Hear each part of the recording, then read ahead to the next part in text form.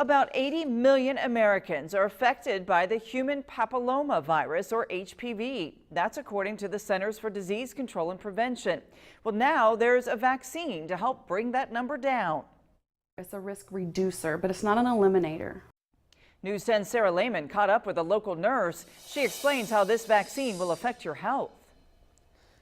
Patrice, HPV is the most common sexually transmitted infection in the United States. On Friday, the Food and Drug Administration approved a new vaccine for the virus. In 2014, the FDA approved a vaccine for human papillomavirus, Gardasil 9. However, it was only for those ages 9 to 26. On Friday, the FDA expanded the use of the vaccine to be used on an older age group, 27 to 45. It's working on reducing the risk of cancers, HPV causing cancers. Certain types of this virus can cause different cancers, and it affects both men and women. Oropharyngeal cancer is on the rise greatly, more so in men than in women.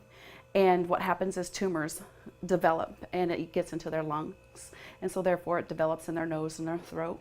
The new vaccine mainly helps to prevent high-risk strains of HPV that result in those many different cancers. Millar says that expanding the age group of people who can get the vaccine can be helpful in many different ways. Broadening it would protect people who had never been sexually active and been abstinent, but maybe their partner hadn't been. But she says that just like a stomach virus you might get from time to time, there's not really a cure for it, and there's no way to 100% prevent it if you are sexually active.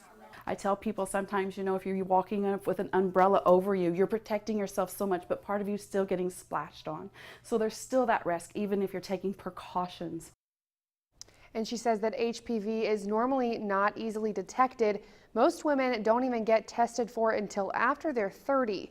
You can find more information on our website. That's WTHI-TV.com. Back to you.